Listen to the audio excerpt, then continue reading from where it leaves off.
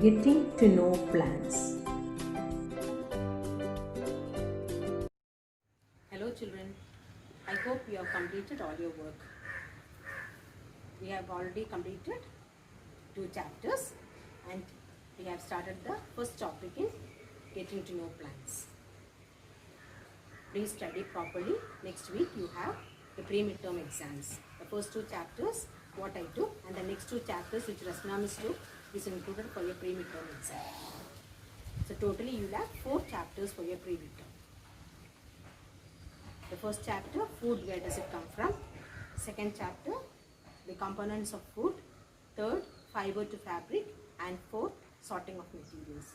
So these 4 chapters are included for your pre-midterm exam. Please learn properly. I hope all of you have seen the assembly and listened to the message given by father.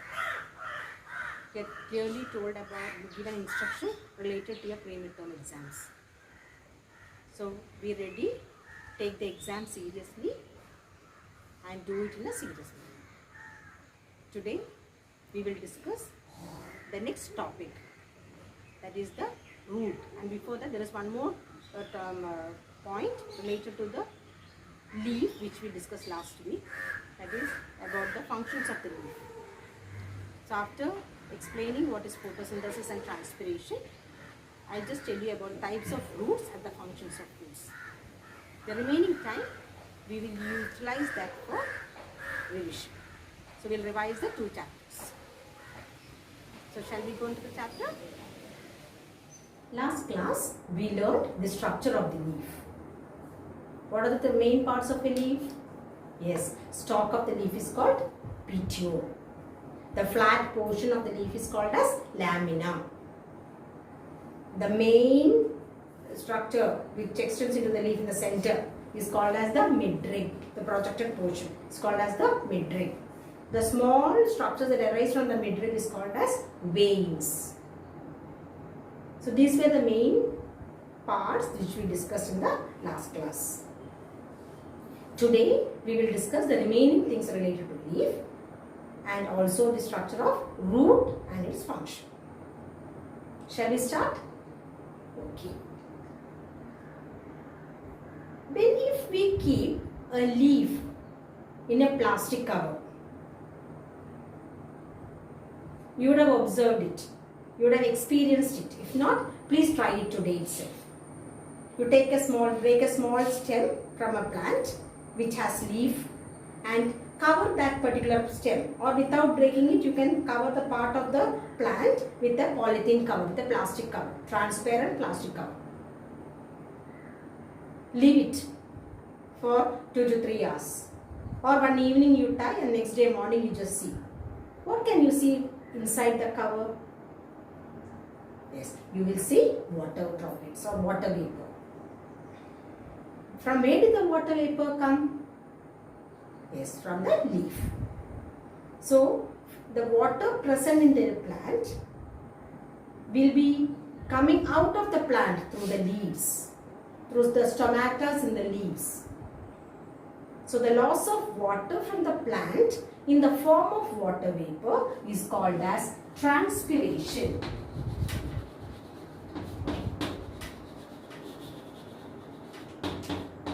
What is it? Transpiration, a new term. What is transpiration? The loss of water from the plant in the form of water vapor.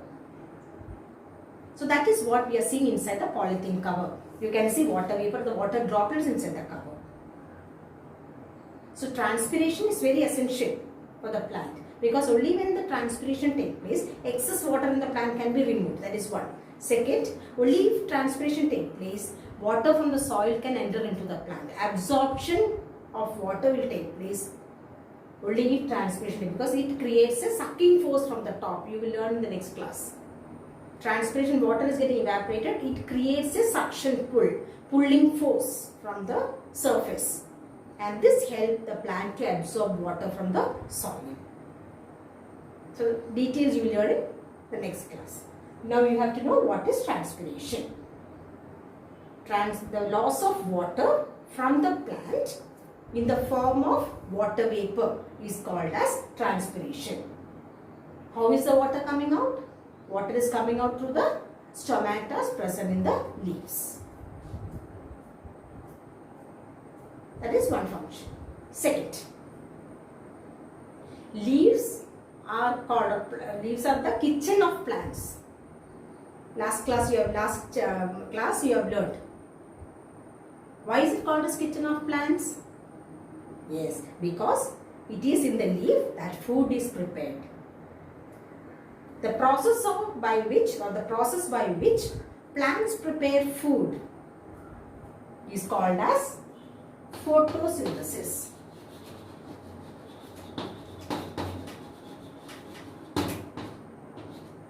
What is photosynthesis?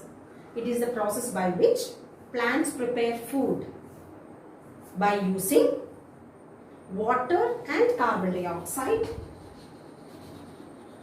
Water and carbon dioxide in the presence of sunlight and chlorophyll. Sun is ultimate source of energy from the sun. Chlorophyll, what is chlorophyll? Green color pigment present in the plant is called as chlorophyll. So with the help of chlorophyll, what is the function of chlorophyll? Chlorophyll will absorb light energy. Sunlight is absorbed by the chlorophyll. That is why only green plants are able to prepare food. If we have to cook food, we need fire. Heat is necessary. So that heat is received from the sunlight. So light energy is taken by the chlorophyll pigment. By utilizing water and carbon dioxide, food is prepared. What is the food prepared by the plants? Carbohydrate. The food prepared is carbohydrate.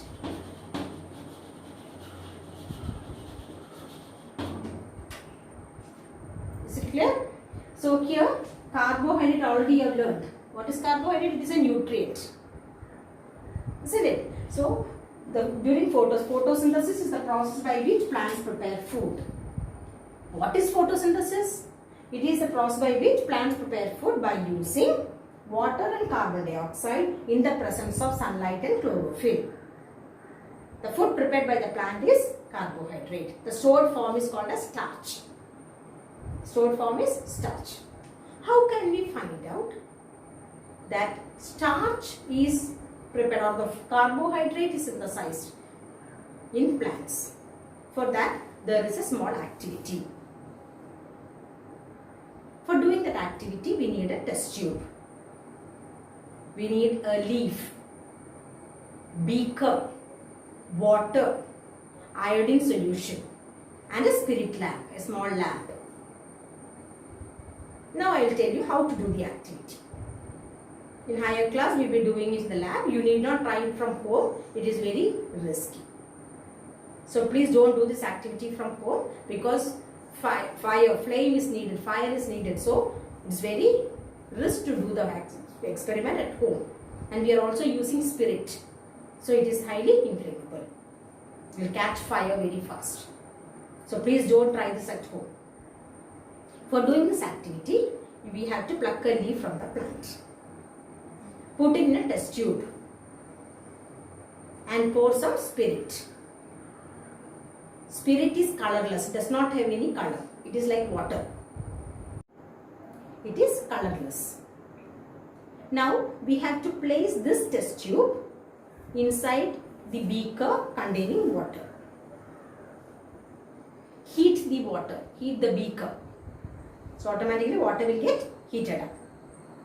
And heat it till the spirit turns green in color or the chlorophyll pigment comes out of the leaf. We are pouring spirit so that the chlorophyll will come out of the leaf to remove the chlorophyll from the leaf. Clear? We cannot heat spirit directly on flame because it will catch fire. That is why we are using a water bath. We are keeping the test tube with another beaker containing water. Understood? Now after the spirit turns green in color, stop heating.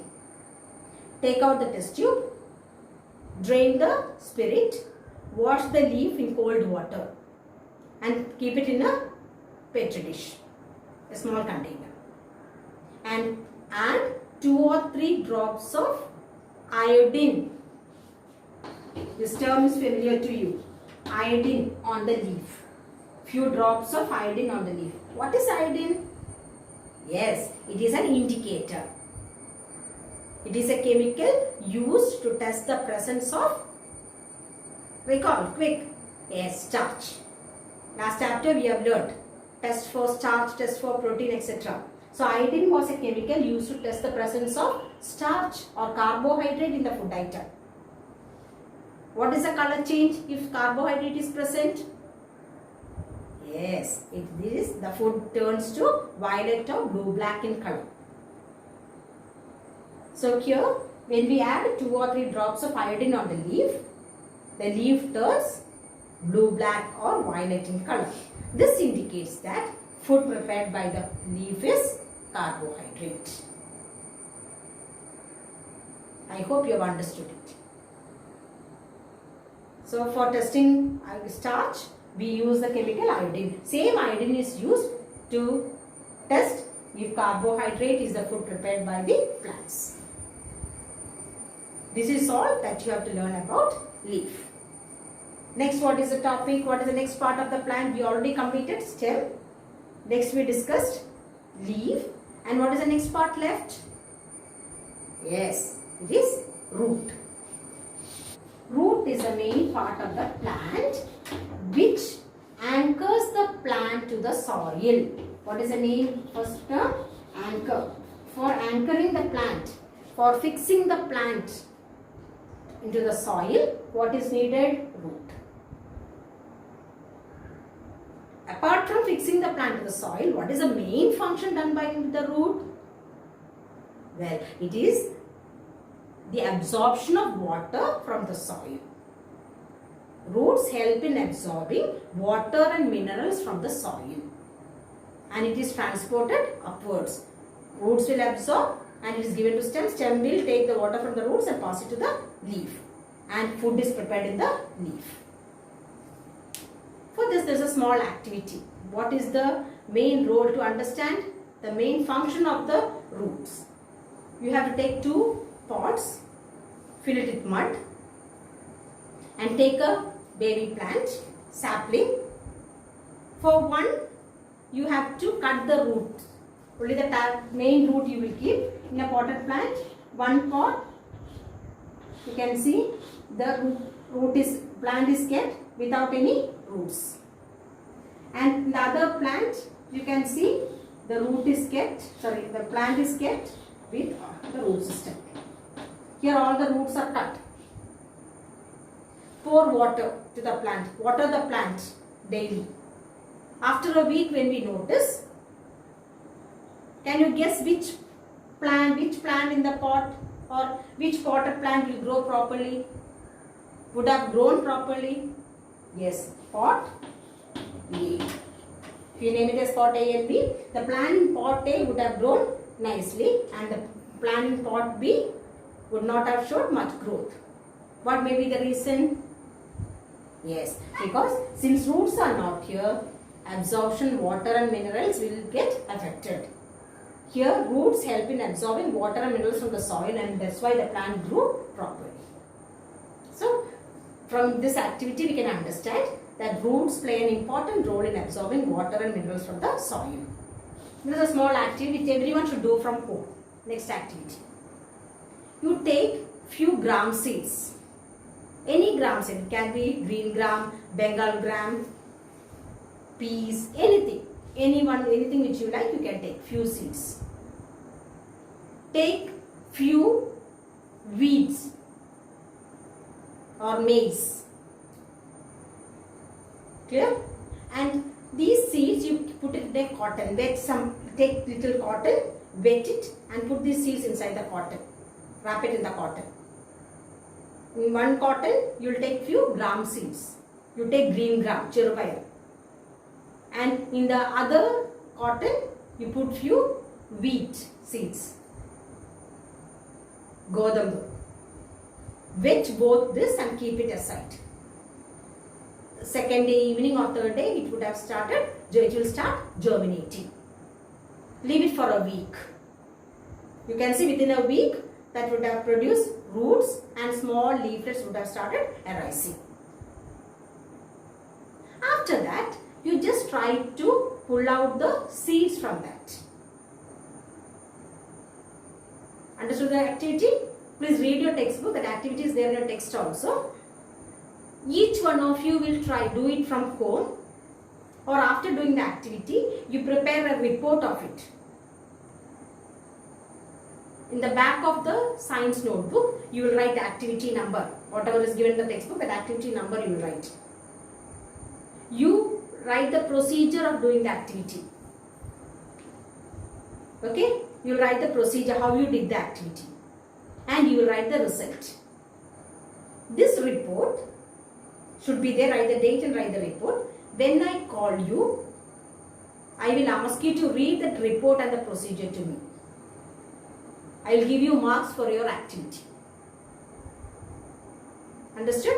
One more activity was there. That will also be asked along with this.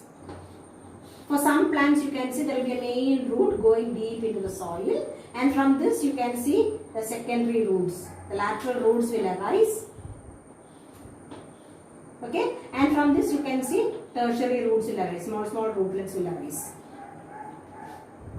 I will show you the root after this. For some plants you can see from the base of the stem fiber like roots. Bunch of roots will arise like this. Fiber like roots arises from the base of the stem. For some, the base of the stem will grow deep into the soil. This main root which grows into the soil is called as the tap root. The main root that grows into the soil is called as the tap root. And from the tap root, what arises? These are the lateral roots. Lateral roots will arise from the main root or the tap root. Clear? This is the main root. From the main root, lateral roots will arise, and from the lateral root, tertiary roots will arise. All these are lateral roots together. Secondary root, tertiary roots. But for some plants, you can see from the base of the stem, a bunch of roots, fiber-like roots arises from the base of the stem. This is called as fibrous roots. These are fibrous roots. So roots are of two types, taproot and fibrous roots. In taproot, the main root grows deep into the soil and lateral roots arises from the main root. In fibrous root, bunch of roots arise from the base of the stem.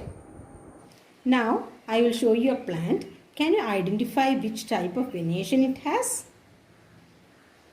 Yes, it has reticulate venation. The veins are forming a network. So it is called reticulate venation. Today we are not going to learn about venation. We have already finished venation. Today we are going to learn about root system. We have already learned root system. Can you identify which type of root system it has? Yes, it has taproot system. You can see the main root is growing here. This is the main root.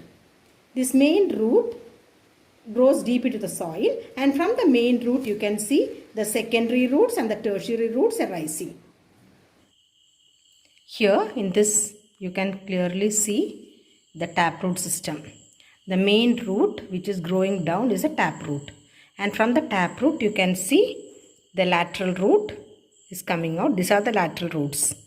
Okay, secondary root, and from the secondary root you can see small rootlets which is called as the tertiary roots.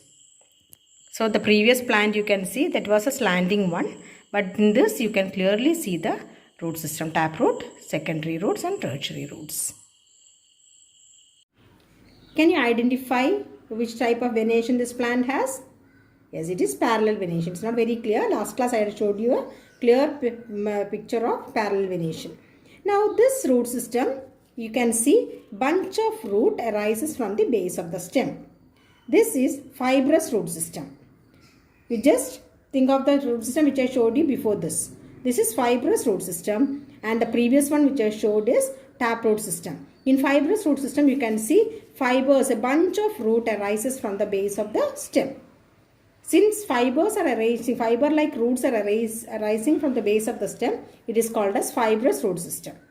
And always Mostly the plants which are having fibrous root system has parallel venation, and the plants which have taproot system usually has reticulate venation. So by looking at the leaf, we can identify which type of root system it has. Except few, all the other plants which are having fibrous root system will have parallel venation, and all the plants having taproot system will have reticulate venation. What are the main functions of the root? It fixes the plant to the soil. It helps in absorbing water and minerals from the soil. And third, it holds the soil tight. It is very difficult to uproot a plant from the soil. When you uproot, you can experience it. If you are uprooting a plant, the uproot system is very difficult. Why? Because the main root would have gone deep into the soil. So you have to, with all force and pressure, you have to pull it out. But it is very easy to uproot a plant which is having fibrous root. Why? Because bunch of root will arise and it will not go deep into the soil. Only few centimeters or this depth it will go. So it's easy to uproot it. But in both the cases you can see it will hold lot of soil. When you uproot a plant, you can see lot of mud will also come up. So it prevents soil erosion. You are familiar with the term soil erosion. Roots of the plant help to prevent, it will hold soil together and help to prevent soil erosion.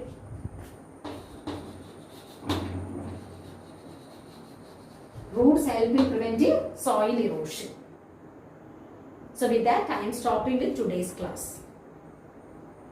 This much is enough. We have finished up to root.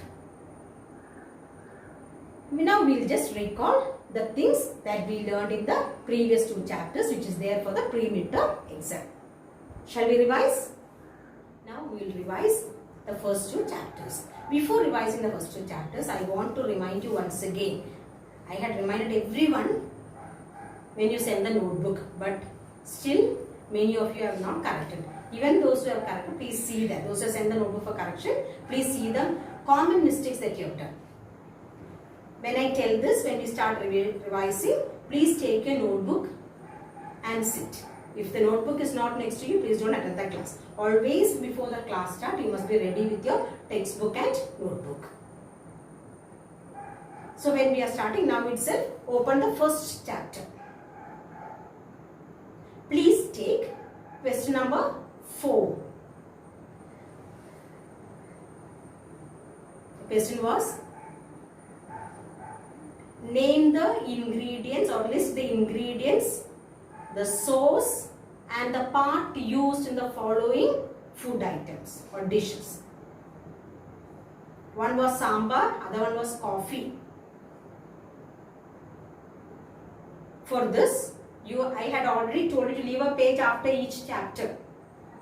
Minimum 1 page, maximum 2 pages. So whenever I ask you to rewrite certain answers, or certain answers, if suppose you have missed out one answer, if I ask you to complete it, you can complete the same in the page which you have left. So most of the notebook, this answer was not written in a proper way. So now when I am telling you, please take that page and rewrite it, okay? You have to draw a table box. It should have 4 columns, vertically divided into 4. First column you will write dish. For example, sambar. Number 1, sambar. The second column you will write on top ingredients. Draw a vertical line so that you will get one small box on top. First box you will write dish. Second box you will write ingredients. Third column you will write sauce. And fourth column you will write part used. Clear? After that, first item. Under dish, what will you write the first item? What have I given you? Sambar. In the second, one ingredient I will tell you. For sambar, you need dal. So you can write dal, first item. Okay? First ingredient is dal. Now sauce. What is the source of dal? Yes, plant. Straight to that. Straight to dal, you write plant. Straight to that plant, what will you write? Which is the part used? Seed.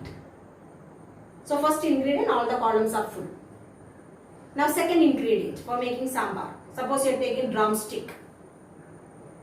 So second ingredient you write drumstick. Sauce, part used. Third ingredient, if you are writing onion, you write onion. Onion, ginger, turmeric, yam, potato, all these are stem. Many of you have written root. It is not root, they are stem. That was also a common mistake which I found. Please change it. Majority of you are writing very neatly, but some of you are scribbling not. The main neatness, the main reason for the note being untidy is you are not leaving space after each word. Always see that you leave some space after each word. Don't write very close, it becomes too congested. You yourself may not be able to read what you have written. Okay. And then the next question was question number 5. I had asked you to write name 5 plants whose more than one part is edible. For that you will write the plant. Suppose you are writing spinach, you write spinach, hyphen, which are the parts in spinach that is edible. Stem, comma, leaf. If you are writing banana, you write banana, right, which are the parts edible. Like that, one below the other you have to write. So this was the common mistake which I found in all the notebooks. Now we will just revise the portions. First chapter. Food, where does it come from? Main thing that you should know is all the definitions. What is nectar? Yes, the sweet juice present in flowers called as nectar. Understood? What are ingredients? Substances that we use to prepare a dish or cook a dish are called as ingredients. What are the 2 sources of food? Yes, I am sure that all of you will be answering along with me. What is it? Plant source and animal source. Will you be able to write few plant sources and few food items, ingredients got from plants and ingredients got from animals? Yes. Next, how are animals classified on the basis of food they eat? Yes, correct. Herbivores, carnivores and omnivores. Okay. That is the main content of the first chapter. You must know plants whose root is used as food. Can you name few plants? Yes, carrot, beetroot, radish, turnip, all these are roots. Sweet potato, root. Tapioca, root. Name few plants whose stem is used as food. Yes, potato, ginger, turmeric, yam. All these are stem. Sugarcane. I told underground stem now. Sugarcane, spinach. All these are stem. Can you name few plants whose leaf is used as food? Yes, spinach, drumstick. Then, tell. Spinach, drumstick, anything else? Lettuce, curry leaf. All these leaves are used as food. That's all. That is the content of the first chapter. Second chapter, components of food. Already these topics you have learned in the previous class, so it will be like a revision for you itself. When we started the lesson itself, it may be like a revision. Which are the components of food? Carbohydrates, proteins, vitamins, minerals and fats. Do you all know the functions of each nutrient? Okay. How are nutrients classified on the basis of their function? Energy giving food, energy giving nutrient, body building nutrient and protective nutrients. Which is the energy giving nutrient? Carbohydrate. Which is the body building nutrient? Proteins. And which are the protective nutrients? Vitamins and minerals. I left out one. Energy giving nutrients, carbohydrates and fats. Next you must know, how can we find out that a food item is rich in carbohydrates or proteins or fats? Yes, by doing test. What is the chemical used to test carbohydrate in the food item? Iodine. What is the color change if carbohydrate is present? the color changes to violet or blue-black. How can you find out that protein is present in the food item? Yes, by adding copper sulfate and 10 drops of caustic soda. If you add these two things to the food item, shake it well. Actually, you are taking the paste of the food item. That already you know. If you add these two chemicals to it, copper sulfate and caustic soda, and you shake well, if the color changes to violet, it indicates the presence of proteins. So, chemicals used for testing protein is copper sulfate and caustic soda. What is the color change? Violet. What are deficiency diseases? Diseases that are caused due to the intake of less nutrients for a long period. If we are not taking all the nutrients in the right amount, we suffer from deficiency disease. Is it for, if we are not taking it for one day, will we suffer? No. If we are not taking all the nutrients in the right amount for a long period, we suffer from deficiency diseases. What is a balanced diet? Yes, a diet that contains all the nutrients in the right amount. Only that much is enough for this definition. You need not write the whole story. You just write it, just define it. Do you all know the functions of each nutrient in the body? Okay. What is roughage? The dietary fibers present in the food is called as roughage. Is it necessary for a body? Does it provide any nutrients to a body? No. Roughage or dietary fibers do not provide any nutrient to a body, but it will add to the bulk of the food item. And it helps in the easy removal of waste, undigested food from our body. What are the functions of water?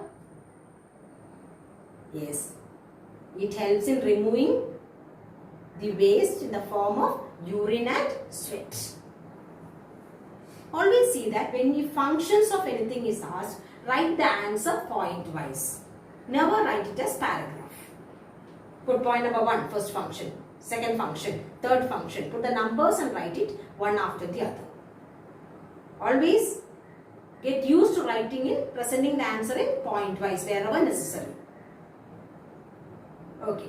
Do you all know the deficiency disease and symptoms of each one? Okay, quickly we'll recall it. Vitamin A, what is the deficiency disease?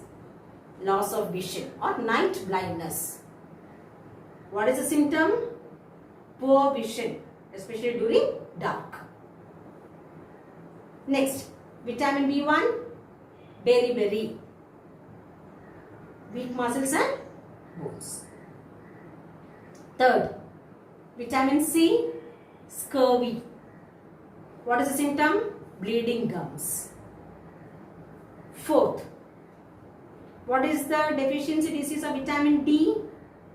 Rickets. What is the symptom? Weak bones, and the bones will start bending, especially in the hand and leg. What is the deficiency disease of iron? Yes, anemia. What is the deficiency disease of iodine? Goiter. Your thyroid gland will start swelling. The gland in the neck will swell. What are the different ways by which nutrients get lost during the process of cooking and preparation? This answer some of you had written wrong, but this was there in the textbook. I told you, then they read the lesson and wrote. If you wash the vegetables after peeling, nutrients, water soluble nutrients may get lost. If you are washing rice for a long time, that will also lead to the loss of nutrients. Cutting the vegetables and washing, that will also lead to loss of nutrients.